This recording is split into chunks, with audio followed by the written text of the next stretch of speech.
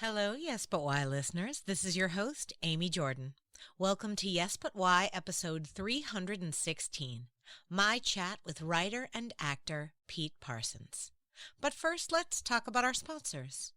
Yes But Why podcast is sponsored by Audible. Sign up today for your 30-day free trial at audibletrial.com/yesbutwhy. You get a free audiobook download when you start, and then later you have access to hundreds of books and podcasts. They have so much interesting material, new stuff that they make, and books that you totally forgot about, and then you're like, oh, cool, somebody's reading this to me.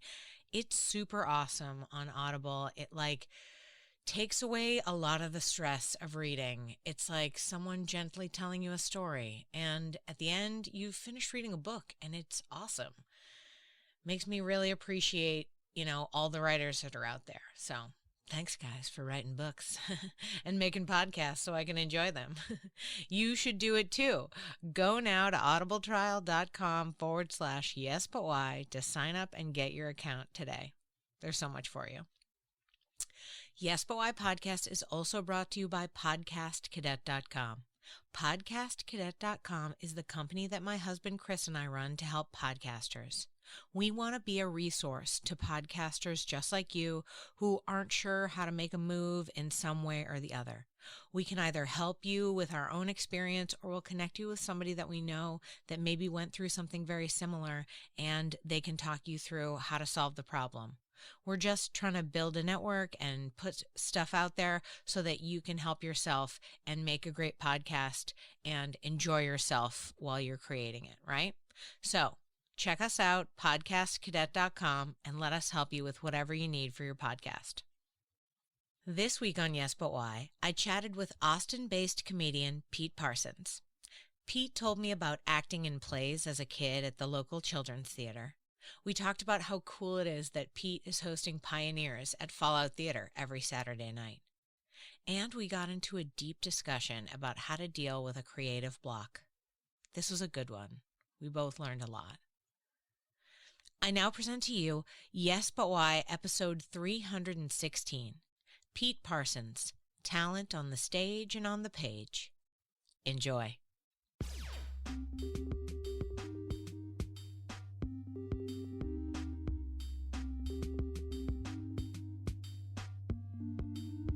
I'm Amy Jordan, and this is Yes But Why. Yes, but why? Yes, but why? Yes, but why? Yes, but why? Yes, but why? Yes, but why? Yes, but why? This is the Yes But Why podcast. when you were a kid, what was the way that you were playing in the world with your siblings or your friends? Mm-hmm. I recall a lot of, like solitude and looking forward to that sometimes. I think a lot of times it's just like playing in the basement with I loved like the Brio train sets. We're just like, wouldn't you just make, your own little town over and over again? If I really wanted to get fancy, I'd put it on a block. So I'd have like a monorail, an elevated train track. But I remember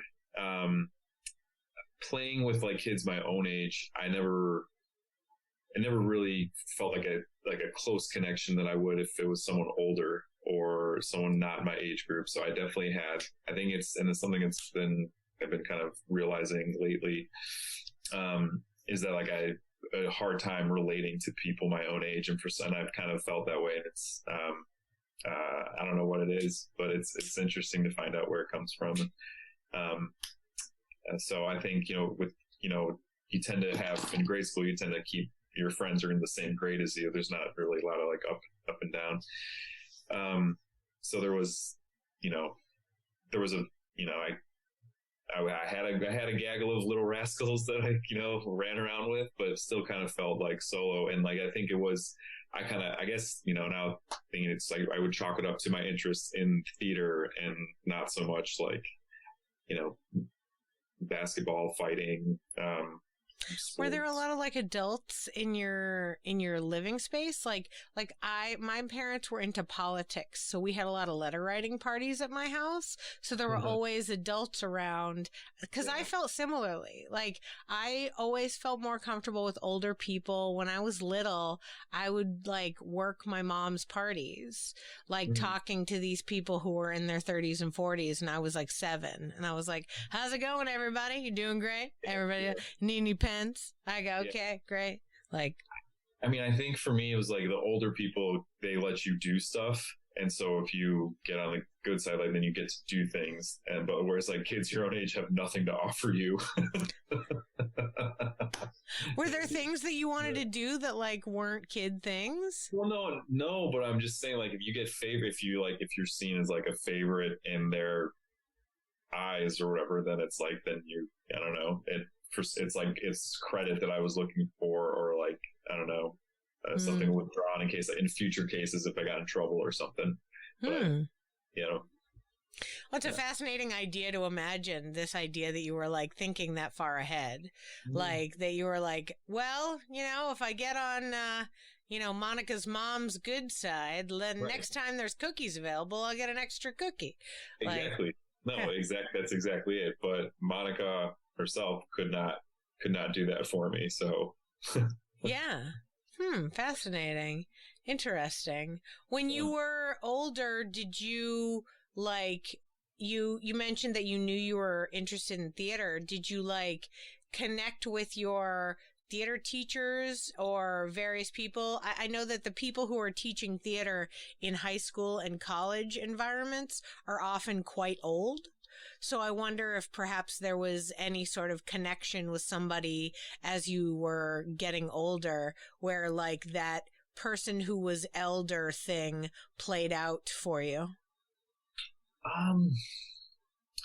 No, because there's not like a single like theater teacher to me who was like, they're the reason I'm in it because of it. Like, I think I'm in it because I made that decision.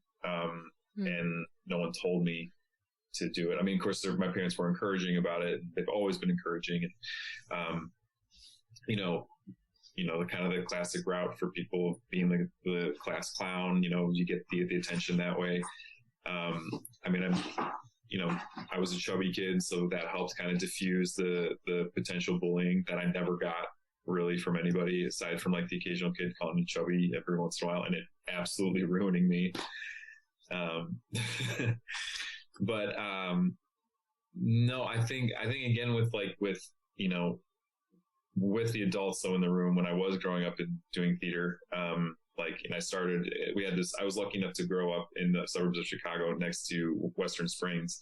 And there's the Children's Theater of Western Springs, and they had a whole program for kids. And so it was right next to the town next to us. So, I got to do that and dive right in at, 8.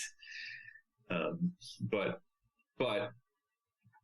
to that point, I could kind of see the deal. It's like, if the teachers like you, or if they, if you're well behaved in an adult's eyes or whatever, you'll get parts. And, and so I think that's how I kind of found my mini formula for success, even as a kid, not knowing what that was, but that's a fascinating thing to like have gleaned. Like it's smart, and it's something that I don't think half the actors that are adults now have grasped. The idea of like, yeah, how you get parts? The people who are casting have to like you. Yeah. Go ahead and make that happen. And it worked. It absolutely works for me too, because it was the first play I was in. I had 4 lines in unison with 4 other people, and it was Peter Pan, and one of the Lost Boys got sick. But like I was so driven to be in my first play at 10, like I memorized everyone else's lines, and so like I got to swoop in and do that. And then like in the next one, like they saw how hard I worked and they wrote more stuff for me to do in between like things. And I was like, this works. So I'm I think that's what kind of fueled wanting just to kind of the isolation a little bit. And I say isolation loose because I had friends and, all that stuff. But I think one thing that this theater, if that was the thing that made me special like that, was the thing that I was fine, like, improving, Yeah. protecting. Yeah, it seems fascinating that you acknowledge this idea that you made the decision to be in theater, right? Because, like, I mean, that's a strong statement. That's like a strong self. Like, your sense of self was such that you were like, I like a thing, and this is what I want to put my effort into. To the point where you convinced other people. Like, some people still to this day don't know what they want to do with their lives. But like, baby you was like, hey, by the way, I'm interested in this. I would like to be involved in it. May I get involved with it? And they're like, yeah, I guess. That seems pretty, it's just like such a strong move, like such a confident move. Did it feel that way? No, I think it was just sort of like I think it just kind of gradually, it just appeared in itself of like, doing these things that, and it kind of what you just said though, it kind of reminds me, my mom always comes to me and she goes, people always ask me, how do you get him to do those things? How do you get him to do that? And I have to tell him, I don't know. He just does it. I think that was, it wasn't like when I was I think I started these theater classes in second grade. But like before that, no teacher ever saw, or like someone said like, oh, you young man, you should be an actor or you should do the theater or whatever. I think they just saw a goofball and just said like, oh, that's fun. Like, encourage that. Yeah. But yeah. And I think that's just saying now is just like, no, I made a decision that this is what I wanted to do. It just was what was the most interesting thing to me, and like what I liked, and but still, like, growing up though and getting into middle school, it's like it was something I kind of started to hide too, because like and even in the high school, because it was something that was embarrassing, or it wasn't typically male, or it was still this is like late 90s, so there's it's like it was terrible to be thought of as gay, or like lame or anything like that. So, and for any 10 or 12 year old, or preteen, like they don't want that. So I kind of tapped it down a little bit. Interesting. I say that though too, and I was in show choir. I kept it on the radar real subtly. You can't escape who you are. You can be aware of whatever you like about the way that the world works, and the way that, like, I get it. I mean, I hear what you're saying. I left public school and went to private school in high school because it just was like, I don't know who these people are, but they're not my people. Yeah. And so I like left and ended up finding the theater kids, and like finally was like, okay, finally, people who I can speak to. Like, but it was almost like my whole life up until high school, I was just cruising parties with my mom's political friends, being all like, is anybody interesting to talk to? No? Mm-hmm. All right. Mm-hmm. That's fine. Mm-hmm. Like, trying to figure out what to do. I appreciate this idea that there were, moments as you got older when it was like, oh, I've become aware that people don't think this is cool, so I'm going to stop letting people know that this is something that I do. Like, that's a real thing. That's like a hard, especially in certain communities, I mean, being close to Chicago, I'm sure is helpful for like support in the arts. But at the same time, like, if I understand Illinois at all, it seems like a as rough and tumble place as where I grew up in Boston. Like, people were not pleasant or like nice. You know what I mean? So yeah. If they know you, they're nice. But if you don't fit the mold, or like like good luck getting in. Yeah. So it can be a little dicey sometimes. In terms of, like, manners. Yeah. Well, and it also, like, it provides an environment in which you decide that you're either going to defiantly be who you are in a big way, especially in the 90s. I feel like this was a thing. Mm-hmm. where it was like you're either like loud and proud and out and wild, Mm-hmm. like in a sort of like Boy George Madonna way, where it was like, yeah, I just wear fishnets every minute. And you're like, I guess, good. But if you're not that specific in your like wilding out, then yeah, you kind of just have to find like a little circle that works for you. Yes. Yeah, that's a very interesting way to put it, because that's the way I feel is the fishnets person out there, but, you know, holding that in, because I kind of went the other way of just kind of fitting it in and kind of, you know, squashing it down to hide, you know, hide is the purest part of it that I could, but still like showing like the ones that I could get away with, you know, for social acceptance.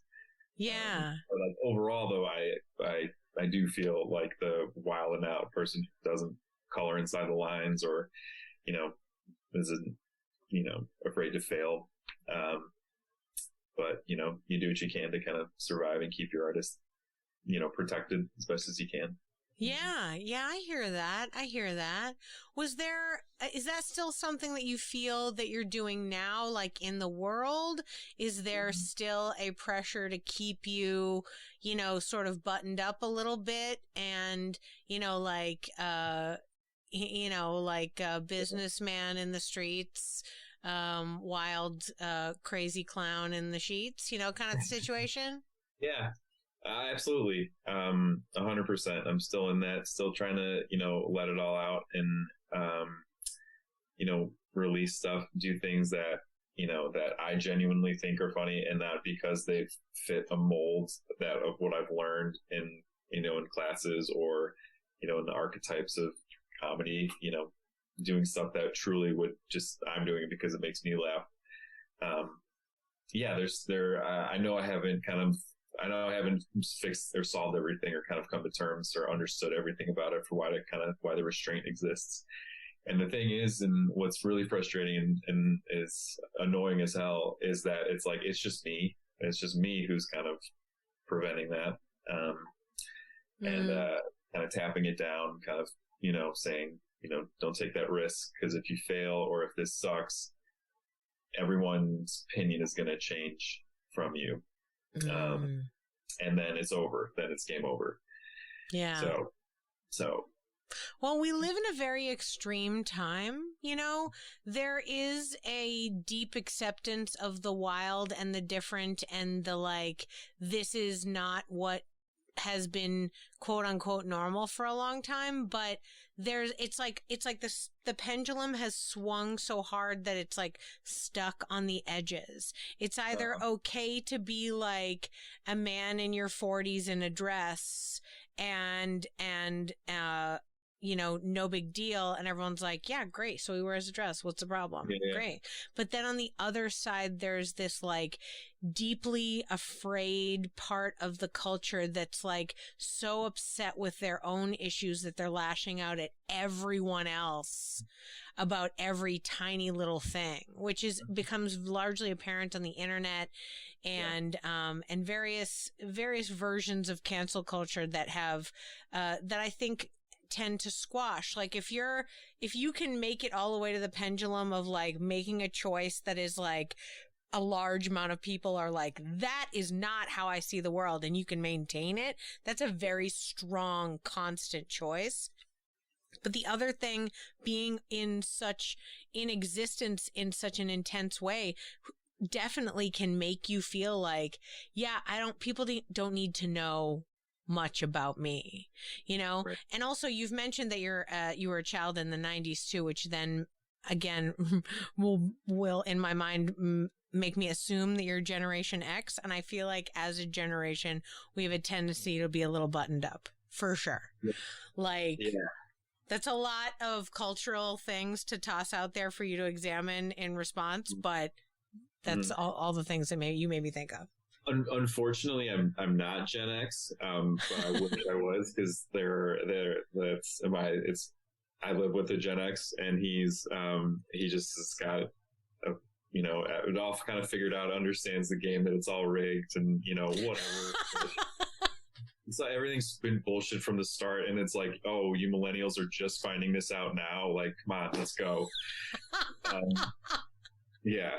No, I mean, there's a deep cynicism to the Gen X for sure.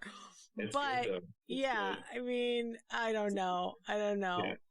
There's something about living in this world of it's okay to be who you are, but not so much if you know, but if you are, we're still going to kick you in the face. Right. Yeah. It's a question of, you know, how much do you share? What do you have? What are you obligated to? You know, what I share, shows you who I am, but also, you know, what I don't share is what informs you of who I am. Like, or I guess what doesn't inform you, but at the same time provides a good balance. Like, yeah. Keep them wanting more, man. Mm-hmm, mm-hmm. Yeah. That's the show. That's the other part of showbiz. That's get paid. You give them a little more. Like, they want a little bit more. I feel like Baby You had a good idea on like business and how to get what you wanted out of adults, and that's translated well into the totally unfair scenario of being an actor. So I think that's a fascinating correlation in that, because like the acting world makes no sense, has no true meritocracy, is just like an unusual crapshoot of wait, is this going to work out? Maybe, maybe not. And I feel like that's what childhood is like as well. You're like just throwing stuff at the wall, like maybe mom's going to react. We'll see. Like, yeah. And I think, you know, had I known that though, like I think the folks who do understand that it's not a meritocracy, it's total snake pit crapshoot, no rules, anything goes. I feel like those are the type of people and folks who have an advantage now, because they've not cared for long. They haven't cared from the beginning. They haven't tried to learn the rules of how to stay in the lines. Like there's been, you know, they've been able to freely express themselves. You know, so like when I have, you know, I remember like coming up and I've seen people like get bigger parts and just like, what are you talking about? They don't play by the rules. So, I mean, they were brilliant on stage and stuff, but it's like, they didn't follow the rules like that I did, that I self-imposed on myself. So it's still, I mean, nobody's fault, but it's like, yeah, that's on you, buddy. But, so just, you know, there is some envy for the folks who were able just to really let loose, truly. So I envy that, and just I have to get to that point. I mean, I've worked with a lot of actors in my life. I've talked to a lot of actors, and I feel like nobody's really truly free. Even the ones that make moves that are like big and wild and make you think like, oh man, how did they even come up with that? It's like their reaction is not like, I'm going to see how far I can take this. It's almost like what you were saying about when you were a child and you just knew that this is what you wanted to do. It wasn't like, let's have a discussion, let's figure out a list of possibilities. It was just natural, and they are the way they are, just natural. Mm-hmm. Yeah. You know, like it's, and most people, I would say 99% of people don't believe in themselves. They're like, oh, I'm terrible at this. And you're like, what? You're great at that. Yeah. Like, that's super hard to, like, accept that people, especially, like, have you ever met, like, a hero or something and realized that they're just also someone who's, like, half scared and, like, doesn't know when they might not be famous in a minute? You're like, oh, my God, what? Mm. Like... Yeah.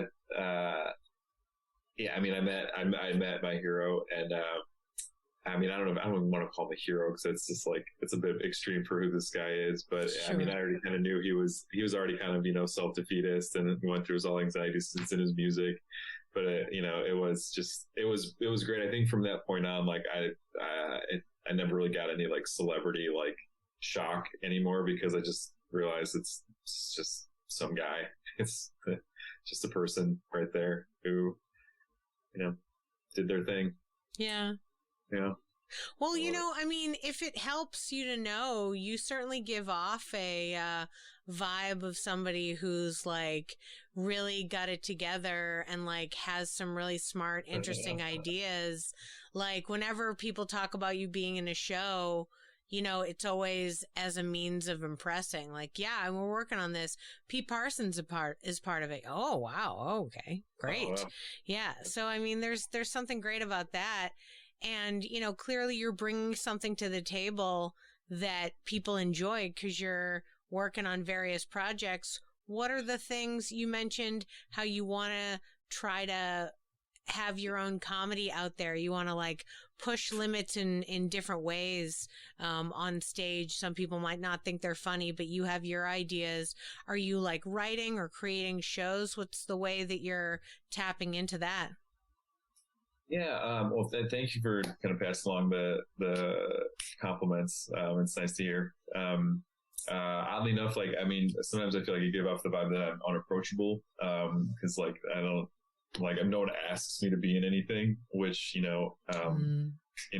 I think that's like the metric though of that, of the success thing too, but that's a whole other thing that, to reflect on. But, lately what I've been, for the most part, just kind of been in a little hazy artist space, a little bit of, navigating what's next. Thinking about like what role does this play? What future does this have? Like how much do I want to dive into it more, or do I like the levels that I'm at? I quit my job in August of 2021, and that was great because I had like, a bunch of time just to kind of sit around and figure it out. And I had a lot of creative time. Started doing things that I, guess was in the back of my head. Like I never thought I'd like to do, but I did, which was like drawing. But I did the artist way, which I don't know if that's popped up on here. I feel like, but I did that, and that's just to kind of clear the channels, clear the tanks, clear the mind. But the shitty thing is that I had to go back to work, because I, had to start making little stuff, and so then since then, that's kind of when it like really dropped off because, there are now 8 hours a day that just don't belong to me anymore. And that was still kind of like, it's still always hard and bitter to sell and bitter to like to deal with. Yeah. So what I've been just trying to do is just trying to, get to the page as much as I can, or, put feelers out there to friends, or just kind of say, what are you working on? What do you want to do? Yeah. And, I mean, for what the nice thing was for the pandemic was that myself and, Maddie Cordovano, we had, Pioneers, which is at Fallout every Saturday at 8:30. And that show was great because that really kind of kept me going. And I mean, just to be back in the theater again was just one thing. Like I remember when we first came back before our first live show, like I just walked into this space and just appreciated the silence of it. And I got choked up because I knew it was just like it was just a nice moment just to be reunited with something like that. And there's just so much just to see all the ghosts that have been in there and just like the joy that spot brought people. I felt honored to be like trusted and respected enough to try and bring this back, to not just Austin, but to like just in general arts as a whole. It was great. Yeah. Yeah, Fallout did a good job of rolling back into things in a like sort of slow and smooth way that felt like, oh, look, there's stuff happening that feels hopeful. You know what I mean? Like there was hope to the first few shows that got put up, and then there's more and more and more, and it's like, oh, it's better. It's better. Yeah, it was a full schedule, 7 nights a week, or like I remember that time. Yeah. But I think to try and get the creative juices flowing though, I like to write. I've kind of made some verbal commitments with a friend of mine to, just work on a movie. and just to, just and push myself to just get stuff out there again and make announcements that like, oh, new comic coming out soon or something. And, but yeah, I think it's just out of gas by the end of the day. So just trying to find the energy to find out like what I am going to give my time into that's going to provide the most like benefits or fun for me. Yeah. It's hard to make that decision when it feels like you're kind of like juggling like 47 different possibilities. You're like, well, I could do this, or I could do that, or I could do this. It's like, right. Yeah, which one am I going to do? I don't know. Yeah, it's really hard because it's like you're trying to like naturally figure out what's the one that you care about the most. Mm-hmm. Because like, okay, I'm going to put a lot of time and effort into this. Which one actually do I care about? And which one are our other harebrained ideas that like I'm going to talk about later and be like, remember when we thought this was a show we were going to do? Yeah. Like, it is difficult to do, and it being so much time between, the last time we produced a show and a new one, it's like hard to remember the lessons that we learned. Like, there's so many scenarios like that. I'd take like a 6-month break between producing shows and I'd forget all of the rough stuff, and I'd come back and be like, this is going to be great. Nothing bad's ever going to happen. And like the 3 seconds in, you're like, oh, right. Scheduling sucks. Like different things, like, whatever it might be that turns out to be the roughest part for you, like rears its ugly head again. Oh man, scheduling, my favorite thing after I directed one thing, my favorite decision that I made was hiring somebody to like, just to deal with the scheduling bullshit. Like, cause that's, oh my God, that's the best thing to not do.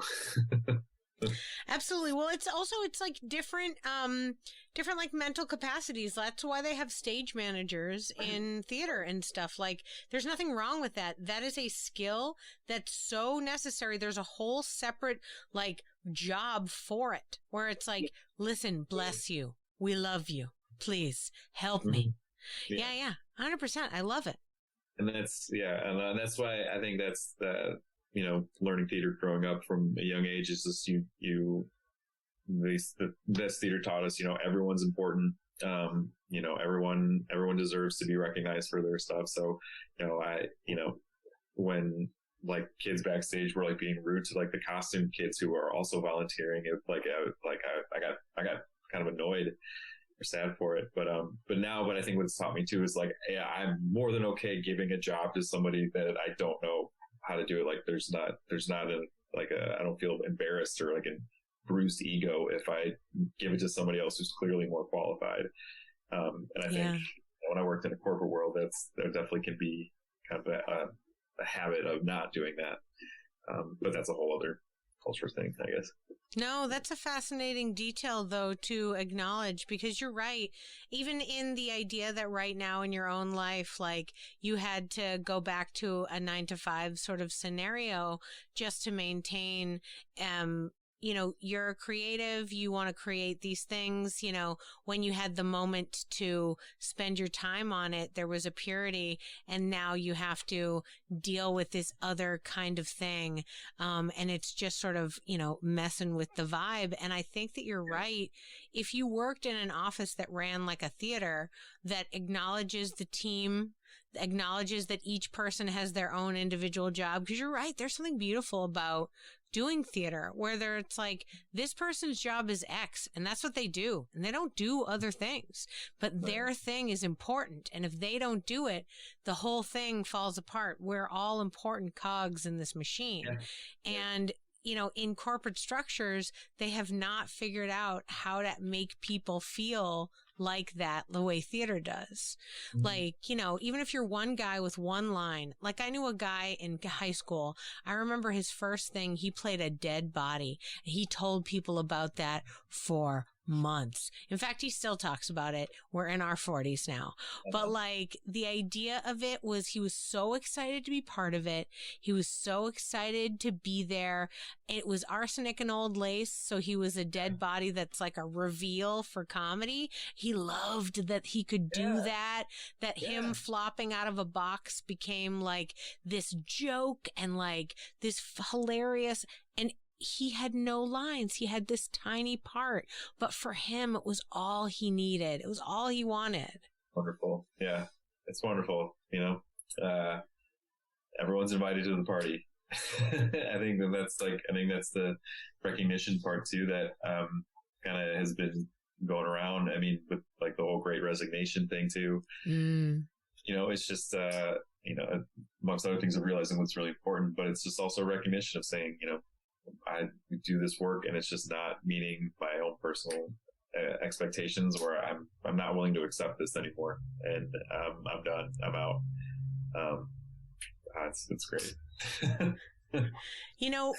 You mentioned that one of the things that happens when you're trying to create shows is that, a lot of people, you're expected to create your own stuff. People aren't like, hey, come be part of my thing. I feel like that's definitely something that happens with people that others are potentially intimidated by. They're like, oh, well, I would never ask him to be part of it because he's so good. Or clearly he has something else going on, which is hard. Yeah. Because, it just means you're projecting a strong exterior, which is nice, but also hey guys, would also like to be invited to the party. And I feel it. I understand you and you get that. What are you doing in your own situation to remedy that? You mentioned your one friend that you're connecting with to potentially work on a movie film writing project. Are there other ways that you are, filling up the cup without feeling like you have to wait for other people to let you do it? No, and I think that's the lesson that I'm learning right now and need to learn is that I don't need someone else to do it with me. I don't need someone else to kind of take half the blame if it sucks. I don't need somebody to also tell me this is a good idea.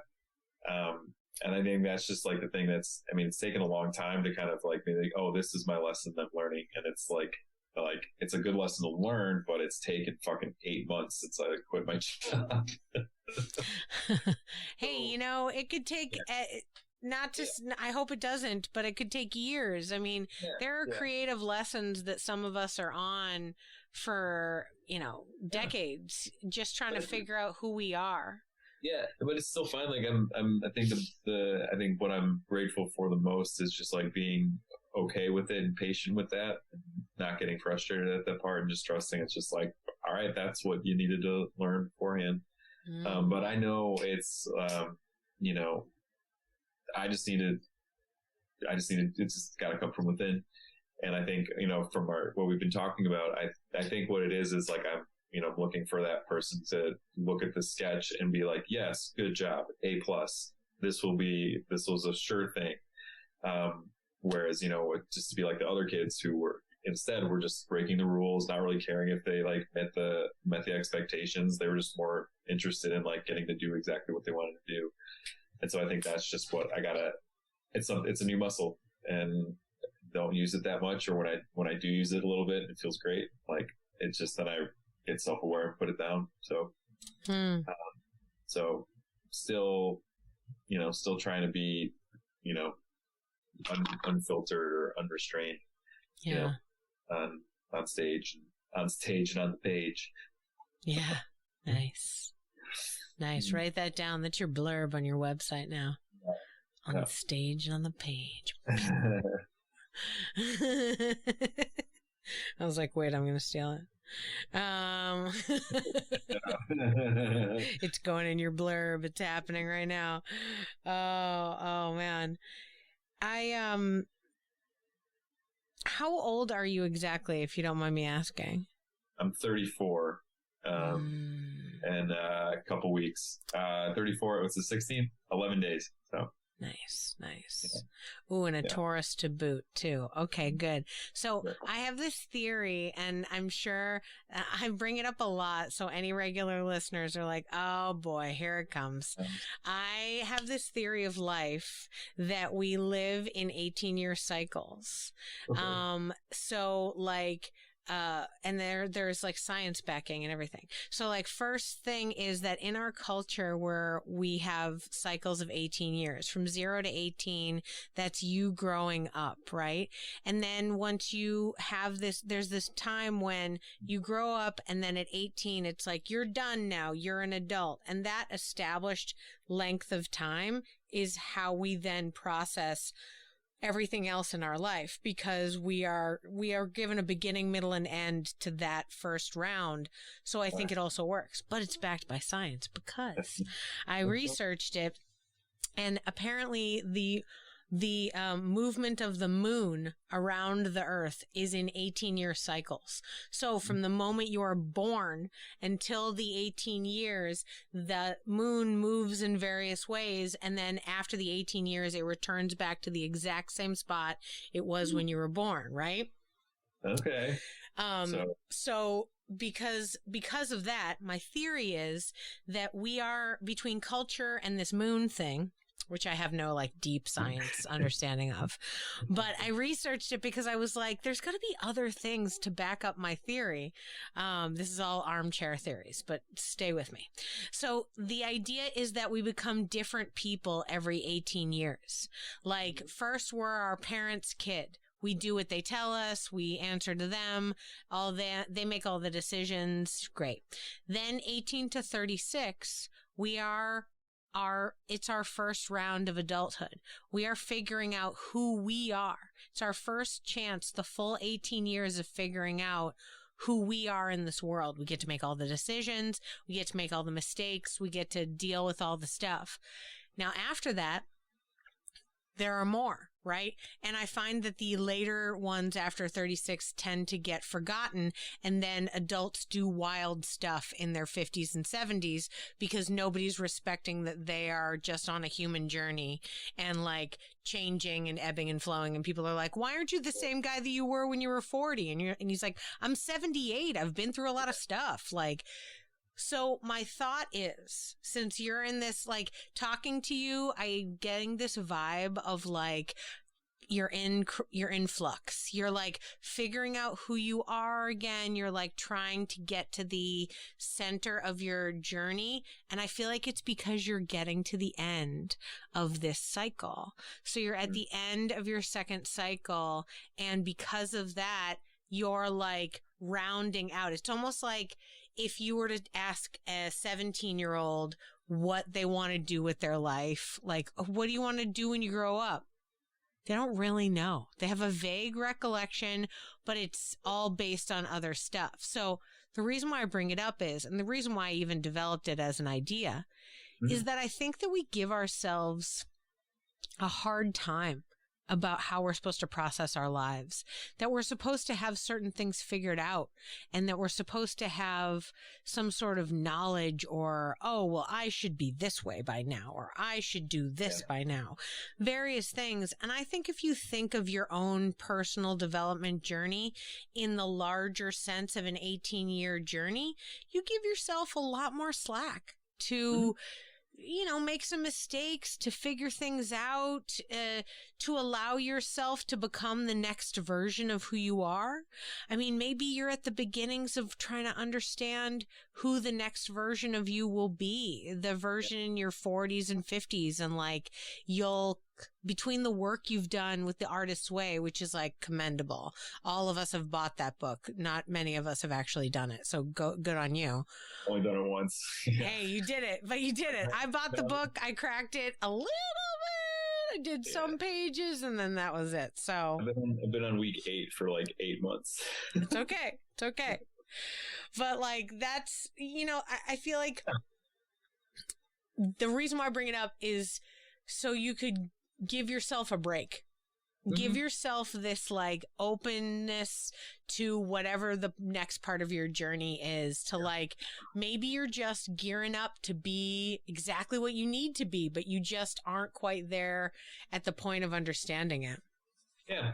And that's just a it's a soothing way to look at it, instead of being it just like, I'm 34. I haven't gotten shit done. I'm not, I don't have fame, or I'm still working in a non-performing way to make a living. I know it's just got to be patient with it. So yeah, it fucking sucks sometimes. I tried to create I like how you're like, that sounds soothing, but too bad. I dig it. No, you're fine. Yeah, I like it. It's, it's the, the balance of, give me patience right now. Yeah. But yeah, absolutely. Like an 18-year cycle, because that has been kind of reflecting it just of like what's next for me. Because I think when I first moved here, we had frequent run-ins and everything. It makes sense that we didn't run into it like at a party or having beers or anything, because like I tend to just go home and think about the show when I'm done with stuff. Oh, good. Well, at least you weren't avoiding me. No. That was my late 20s and stuff. So I remember I moved here and I hit the ground. I got involved, got directed my, a show I had in my head for a while. Brought it, and then, so that was 2016, and then various other improv directed things. And then 2018, I brought that show to the Edinburgh Fringe Festival. And then in 2019, just kind of, I don't know, I think something just re-racking, and after kind of doing all the kind of seeing what the work it took to do that show and kind of the results of it, like, kind of just gave me a different perspective, or kind of made me shift and kind of alter the like ferociousness to things. Yeah. What did you learn in that experience that changed the way you wanted to approach creating theater? I think, finances. Like the show was great. I loved it. And I think I realized like, I put so much work into getting things, and I love this. My Secret Mountain Edinburgh people, I love them. That was a ton of work to put into it, and I loved it, and I felt super proud of myself for accomplishing that goal. But then I realized,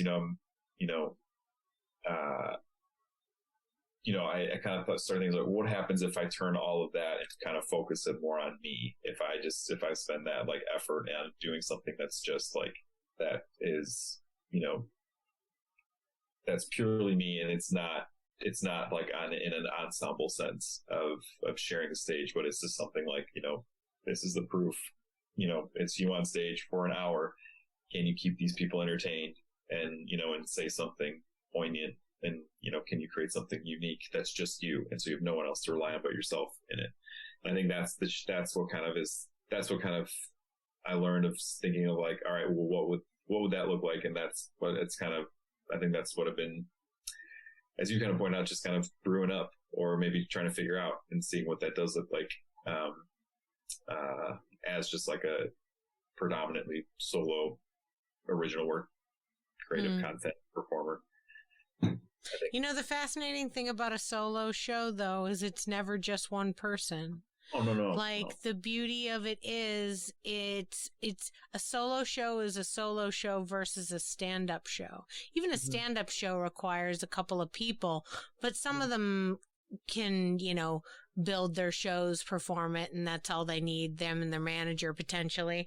But like, there's something about a larger theatrical experience that is something that you've done and that you have experience with, that you like have been part of, but to put yourself out there is like the new experience, to like make yourself and be the only face, the only emotional being on stage for people to consume.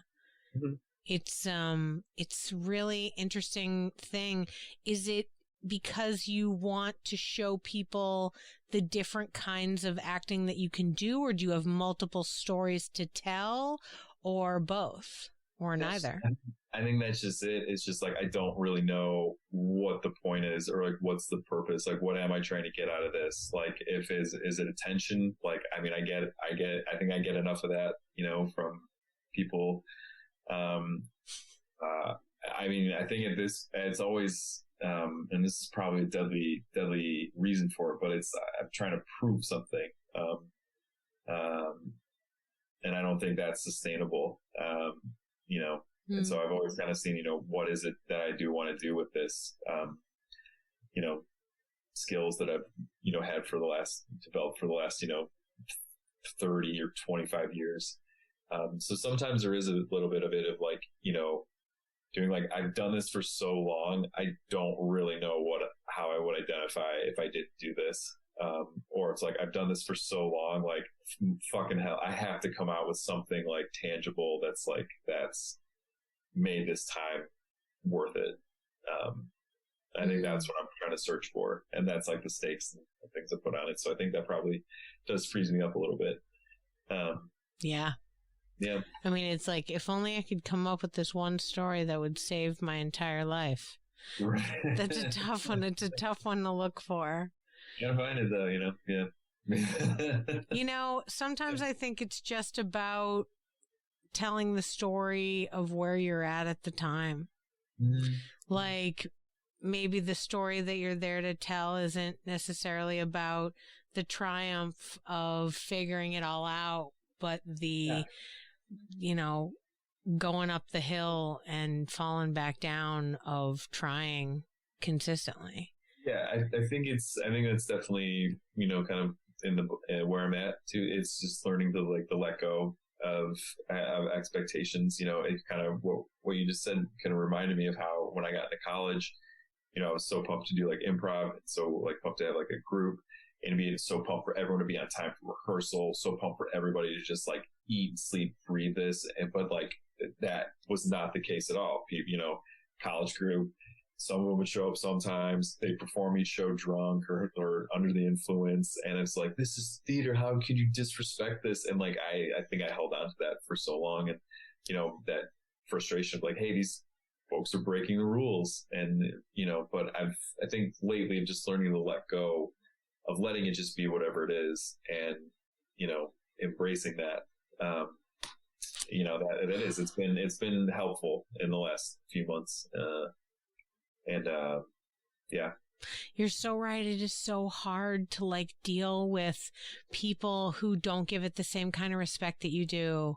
I totally get that. I was just talking tonight about how like I have such a hard time with this, like there's this part of me and it's like I try to watch it because I'm so triggered by certain kinds of, like for instance in comedy, in improv I love this sort of purity of, you know, let's just create whatever happens, let's take care of each other. But there is a humongous contingent, especially in American improv, of like, let's just be funny, let's just be like bros who are funny and like make the worst possible joke.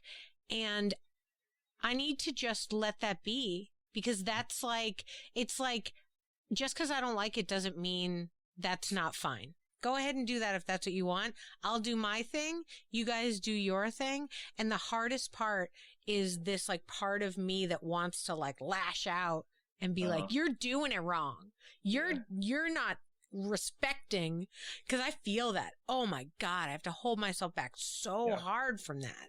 Yeah. And it's like, that's the hardest part of creating art, because you're so entrenched in what you think is the right thing and how it's supposed to be done and like what's funny. Even where you're talking about how like you write a sketch and sometimes like people aren't like, yeah, I get the jokes, and you're like, what? This is perfect. So this is like, don't you get it? Everybody, like the idea that people consume things different, that they like see it different, like, oh my God, it's so hard, because you want to just make a product and that product be received by the people who really love it, and then they cult classic it till you're viral on whatever thing that's cool to be viral on, and then they, you know, and it's like, how do we even figure out how not to just yell at people who aren't doing it the way I like it? Like, right. I don't know. But you have to get a world to give you the success that you've written, and you know exactly how it looks like, but they have no idea what that looks like to you. So it's like, how are they supposed to give you what you want? Oh yeah. Not to mention like 3/4 of the things that we've seen on movies and television where we perceive it as a success story. Like, oh, isn't that great that she was able to get this show up? And, oh, she worked on a show like that for so long. She'd been trying. And then finally she got picked up by the network and they let her do it and da-da-da-da. And it's like, yeah, do you know that actress like doesn't appreciate where she's at because they changed it so much? Or, you know, just any number of things. Like, you know, we perceive this success, but the person, who knows what they do? You know what I mean? Like, it's just, it's it's like maybe Tom Holland never wanted to be an actor or Spider-Man. You know, he, you know, loved, you know, glass blowing, and he just wants to do that instead. Like, that's success for him. I don't know. No kidding. I think he's just a dancer in heart. Right. Like I think he's like just a dancer, and then, but he was in that movie about dancing and they were like, he's a great actor. And he was like, no, can I just keep dancing? And they're like, no, get over here. Yeah. Yeah. No, absolutely. Absolutely. I mean, it's like when you see, it's like when you see interviews with like super famous people and they like don't even have an idea of what's going on with them anymore. Like Tom Hanks is so famous that he doesn't even understand life. Right. Like his life experience is so many years of his life have been where he's so uber famous that like when he makes a movie and it goes really well, he's kind of just like, yeah, I guess. Right. But like, I totally get it now. I remember, you know, growing up, you know, always being annoyed when actors would leave successful shows, or like the shows would end because they didn't want to do it anymore. I'm like, you selfish prick. How dare you? Now understanding it is just like, no, they have their lives. They, you know, they don't want to be Diana and Cheers, you know, their whole life. They don't, you know, they don't want to be, you know, they want to get off The Office or for whatever reason, you know. Yeah. I totally get it now, because it's at the end of the day, it's still their own, it's their life, it's their artistic choices. And, you know, I get it. Yeah. Oh man. Yeah, it can be very hard. And even though like we're talking about this in a larger sense, like those people have so many more restrictions even than we do.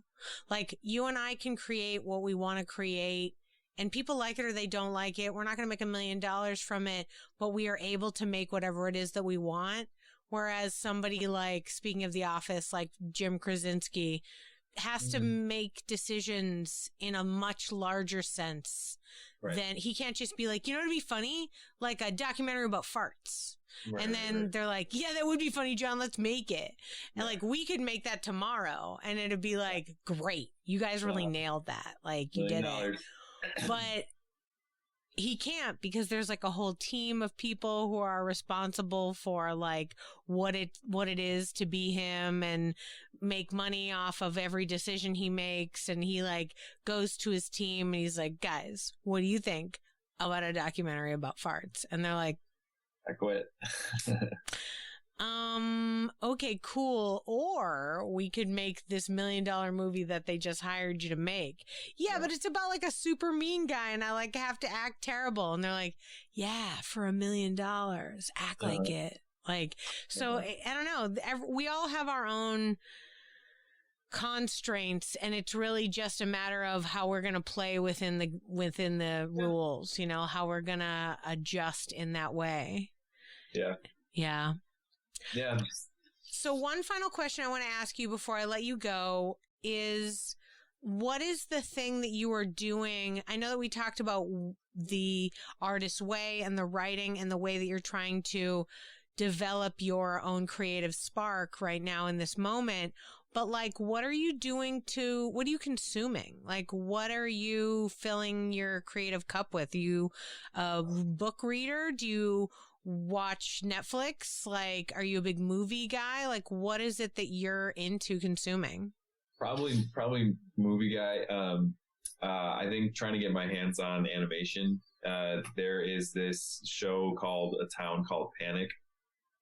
It's no longer on anymore. It was on in like 2009, but it's like stop motion clay animation. And it was in like Belgium. And so it's in French, and it follows this, you know, these toys that live in a town, but like, you know, getting into mischief, but it's just so goofy and absurd and wacky and off the rails constantly that it's just, I just love the chaos of it. So I think that kind of gets me back in touch with like what I like and what like, you know, what was the source for me at the beginning to be like, no, I want to do this. This is what we can do.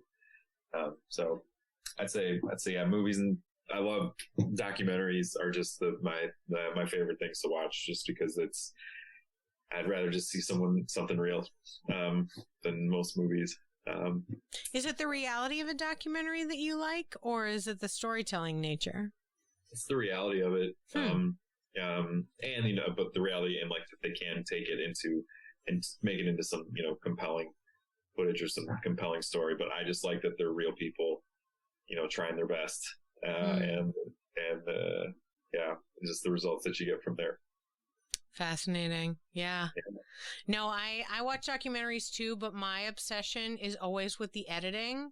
Like my big thing is in like, why did they choose to tell it this way? Like, why are they revealing the story with these details first and then these other ones? Like, there's just something fascinating about that for me, and I get super into it. I have the documentary for you then. It's called Devils at Your Heels. And it's on YouTube for free, a bootleg version of it. I'm not sure where you can get it elsewhere, but it's about this stunt driver, final stunt that he wants to do, but he's got to budget it himself, but he wants to drive his car a mile over a jump. He wants to jump his car over a mile over the St. Lawrence River from Canada to New York. And, you know, it's just his whole journey in finding it. But the editing and narration in it it's one of the funniest movies I think I've witnessed and seen. It's great flick. Awesome. Wow. What a great suggestion. I'm super into it. I also like the idea that it's like half bootlegged, that you have to get like in a like, you know, dark, somebody filmed it with a camera in 1976, like on YouTube situation. So fun. Yeah, it's the best. Yeah. Wow. All right. I like it.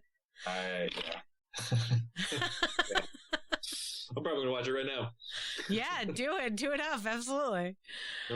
Oh man. Well, listen, thank you so much for being on the podcast and talking to me about, you know, where you're at. It is really great to chat with you. I know that you're such a talented guy, and I've always been super like in awe of you. So, you know that that vibe of you is out there, and maybe, you know, if that can buoy you to the next part of your project, whatever I can do to sort of continue to support you. 'Cause I know whatever the next thing you make will be great. And people will really enjoy it. So I can't wait for whatever it might be. This one I needed. So thank you. This was a nice little therapy session. So thank you. I'm not an official therapist. Yeah. I have no scientific background or degree of any kind. I have a theater degree, 100%. Mm-hmm. So, but yeah, I like it. I think it's I like a good deep dive on why we do stuff, because, you know, sometimes we don't realize why we do stuff until we start talking about it. And you're like, wait, I am like that. Huh. Yeah. So I appreciate you sharing so much and telling your story. I'm sure there's a lot of people who feel similarly and are trying to find their new path in the post-ish pandemic world. Yeah. It's not an easy task to do. Well, especially. No. No, not at all. But thanks. I appreciate you. No, you as well.